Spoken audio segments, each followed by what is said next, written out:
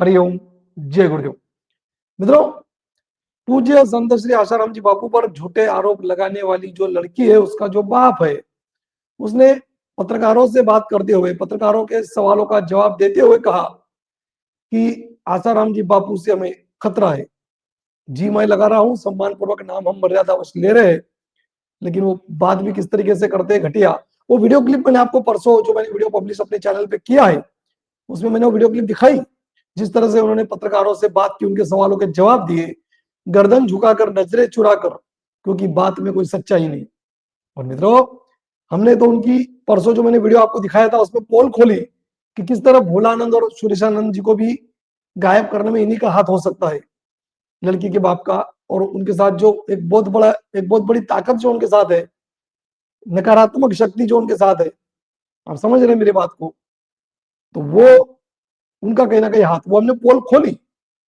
लेकिन जो उन्होंने, मैंने कहा भी कि देखिए किस तरीके से पत्रकारों से बात करते हुए नजरें चुरा रहे हैं, अपनी गर्दन झुका रहे हैं, वो वीडियो क्लिप जो मैंने दिखाई थी आपको, तो उसमें साफ पता चल रहा था कि वो सारी बातें झूठ है। और वो कल शाम को जब सुप्रीम कोर्ट के एडवोकेट कीर्ति आहूजा जी ने उस पिटीशन को पढ़कर उस पर वीडियो बनाया, तो वो पोल और भी अधिक, मतलब अभी मैं आपको दिखा रहा हूँ कीर्ति आहूजा जी की भी वो क्लिप दिखा रहा हूं। तो देखिए, मीडिया के सामने बात कर रहे कुछ और जो सुप्रीम कोर्ट में उन्होंने पिटीशन दायर की बेल कैंसिलेशन की, तो उसमें बात कुछ और हो रही है। क्यों? पहले कीर्ति जी को सुनिए, फिर हम उस पर चर्चा करेंगे। तभी तो नजरें चुरा रहे थे पत्रकारों से। तो देखिए मीडिया कितना भ्रमित करता है समाज को, और ये लोग मीडिया का इस्तेमाल करते हैं और मीडिया इनका इस्तेमाल करती है, इन जैसों का। कितनी बड़ी साजिश बापूजी के खिलाफ हुई। बापूजी से हमें जान का खतरा है, ये बात उन्होंने पत्रकारों से कही, लेकिन सुप्रीम कोर्ट में बापूजी की बेल कैंसिलेशन के लिए जो अर्जी उन्होंने डाली है, उसमें कहीं भी ये बात नहीं लिखी गई कि बापूजी द्वारा हमें धमकी मिली है या बापूजी से हमें जान का खतरा है। कैसे लिखेंगे? कोई सबूत ही नहीं है। बल्कि 6 महीने पहले बापूजी बाहर थे, 6-8 महीने कुछ, तब भी ये अनुभव सबने किया है कि बापूजी द्वारा कहीं भी साधकों को भी नहीं भड़काया गया, बल्कि साधक जो आज शांत बैठे हैं, केवल और केवल बापूजी की आज्ञा की वजह से बैठे हैं। बापूजी भला किसको क्या धमकी, मतलब समझ रहे हैं आप बात को कि कितना भ्रमित किया जाता है समाज को। और ये बात वह लड़की के बाप को भी पता है कि ये बात हम अर्जी में नहीं लिख सकते, क्योंकि ये बात सरासर झूठ है। सुप्रीम कोर्ट भी इस बात को, माननीय सुप्रीम कोर्ट इस बात को समझता है कि बापूजी द्वारा किसी को कोई धमकी दी ही नहीं जा सकती, क्योंकि 6 महीने का पहला अनुभव ही रहा है। किसी को कोई खतरा ही नहीं है, ट्रायल तो पूरा हो गया है, अब क्या किसी को खतरा, वो भी बात है। और बापूजी तो महान संत, चलिए वो तो हम बात तथ्यों पर करेंगे, तर्कों के साथ करेंगे।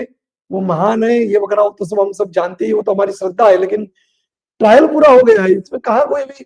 और 6 महीने जो बापूजी पहले बाहर रहे, 8 महीने, जनवरी से लगभग अगस्त तक, उसमें भी ऐसा कुछ हुआ ही नहीं है। तो अर्जी में ये भी नहीं लिख सके, लिखा उन्होंने क्या? अभी कीर्ति आहूजा जी को सुनिए, फिर हम उस पर और चर्चा करेंगे। देखिए, सुनिए। क्या अब ये ग्राउंड कंप्लेनेंट ले सकते हैं? यानी कंप्लेनेंट के फादर ने एक पत्रकार को तो कहा कि हमको जान का खतरा है, इसलिए हमने कैंसिलेशन ऑफ बेल डाला है। लेकिन क्या अब वो ये ग्राउंड कोर्ट में ले सकते हैं? क्योंकि कोर्ट की पिटीशन में तो उन्होंने ये ग्राउंड नहीं लिया है। कोई थ्रेट का ग्राउंड नहीं है, कोई धमकी का ग्राउंड नहीं है, सिर्फ यही ग्राउंड है कि वो बाहर आकर अपने लोगों में सत्संग कर रहे हैं। थ्रेट का कहीं भी पिटीशन में कहीं भी नाम नहीं है, कहीं भी ग्राउंड नहीं है। खुद ये पिटीशन की कॉपी है मेरे पास में, एसएलपी की कॉपी है, मैंने पूरी देख ली है, पूरी गो थ्रू करी है। एक बात बड़े ध्यान से सुनना है, एक शब्द बड़ा महत्वपूर्ण होता है कीर्ति जी का। वे जब बात करती है ना, तो कोई भी एक शब्द भी इधर उधर उनका, मतलब सुनिए पहले उनको। मैं इसलिए कह रहा हूं क्योंकि जब हम कोई बात रखते हैं, तो जब उसमें कोई तथ्य हो, जब कोई सबूत हो, जब कोई उसको साबित करने वाला एक ठोस प्रमाण हो, तो बात में दम होती है। जैसे कीर्ति जी दबंगाई से आकर सामने बात रखती है। और वही आप देखिए लड़की का बाप कैसे, मैंने परसों जो वीडियो आपको दिखाया कि जैसे नजरें चुरा कर बात कर रहा है, कैमरे के सामने नजरें भी नहीं उठा पा रहा है, और कितना भयभीत होकर बात कर रहा है, क्योंकि झूठ, केवल और केवल झूठ है।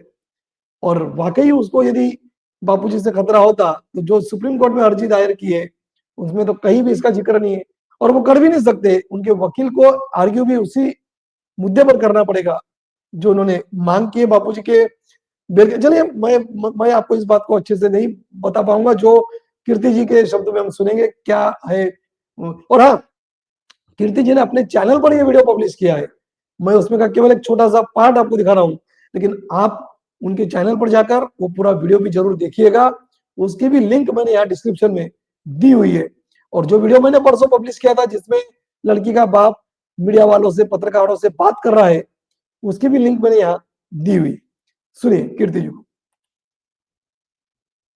और अपने लॉयर कलीग को भी दिखाई। तो उनका ये प्रश्न हुआ अगला, मतलब बातचीत में ही फिर दूसरा प्रश्न ये आ गया कि क्या अब कंप्लेनेंट का फादर ही ग्राउंड इंक्लूड कर सकते हैं। तो हमारी प्रैक्टिस के अनुसार, यानी हमने जो क्रिमिनल साइड प्रैक्टिस की है उसमें तो ऐसा होता है कि जो ग्राउंड लिया गया होता है पिटीशन के अंदर, उसी ग्राउंड पर ही उनके वकील को आर्ग्यू करना होता है। अब इस केस में, आसाराम बापू के बेल के केस में, हाई कोर्ट में भी कंप्लेनेंट की तरफ से या फिर स्टेट गवर्नमेंट की तरफ से, दोनों की तरफ से धमकी या थ्रेट का कोई भी ग्राउंड नहीं था। और सुप्रीम कोर्ट में भी पहली बात तो स्टेट गवर्नमेंट ने चैलेंज किया ही नहीं है, कंप्लेनेंट ने चैलेंज किया है। और कंप्लेनेंट ने भी अपनी पूरी पिटीशन में जो कैंसिलेशन ऑफ बेल मांगी है उसमें कहीं भी थ्रेट का ग्राउंड नहीं लिया है, कोई जान के खतरा का ग्राउंड नहीं लिया है। अब पिटीशन में नहीं लिया है तो अब बाद में वो ऐड नहीं कर सकते हैं, जैसा कि पत्रकार को कंप्लेनेंट के फादर ने जवाब दिया है। लेकिन अब ये देखने वाली बात होगी कि सुप्रीम कोर्ट में क्या होता है। क्या सुप्रीम कोर्ट में इस पिटीशन के अलावा ओरली वो नया ग्राउंड ले सकते हैं क्या? हमने तो देखा है सुप्रीम कोर्ट की प्रैक्टिस में कि नहीं होता है ऐसा, जो पिटीशन में ग्राउंड लिया है वही ग्राउंड पे आर्ग्यू करना होता है। अब देखना ये है, पहली बात तो ये देखने वाली होगी, कानून के नजरिए से देखने वाली बात होगी, कैंसिलेशन ऑफ बेल जनरली उन केसेस में ही दी जाती है जिसमें कि कंप्लेनेंट या विटनेसेस को जान का खतरा हो, विटनेसेस को टैंपर करने का बात हो। यहाँ पे तो वैसे ट्रायल कंप्लीट हो ही चुका है, टैंपर की बात नहीं है, जान के खतरे का एक ग्राउंड हो सकता था जो कि जनरली कैंसिलेशन ऑफ बेल्स में होता है। जैसे कि निकिता तोमर केस में आरोपी को बेल मिल गई थी तो उसने बाहर आकर हमला कर दिया था। तो इस तरह के केसेस में होता है फाइल, और मिलना भी चाहिए, बेल कैंसिलेशन अलाउड होता है और होना भी चाहिए। लेकिन अगर ऐसा ग्राउंड है ही नहीं पिटीशन में, ऐसा कोई तर्क है ही नहीं, ऐसा कोई फैक्ट नहीं है कि कंप्लेनेंट को कोई जान का खतरा बताया नहीं गया, कोई धमकी नहीं आई है, और इनफैक्ट इनके केस में तो ऐसे भी फैक्ट्स हैं कि इस 6 महीने की बेल से पहले ये पहले भी काफी महीने मेडिकल ग्राउंड्स पे जेल के बाहर रहे, तो उस समय भी ऐसा कोई ग्राउंड अराइज नहीं हुआ था, ना ही कोई जान का खतरा हुआ था। तो इसीलिए उन्होंने अपनी पिटीशन में लिखा भी नहीं है, ऐसा कोई ग्राउंड लिया भी नहीं है।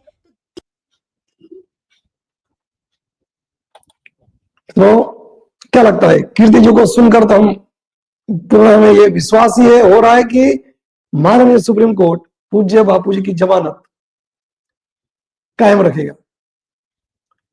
आपको क्या लगता है कमेंट करके जरूर बताएं मित्रों। और मीडिया के सामने एक बात और सुप्रीम कोर्ट में जो प्रक्रिया चल रही है उसमें दूसरी बात, अर्जी में कुछ और कारण लिखा जा रहा है, तो इसे आप क्या कहेंगे? हरिओम, जय गुरुदेव।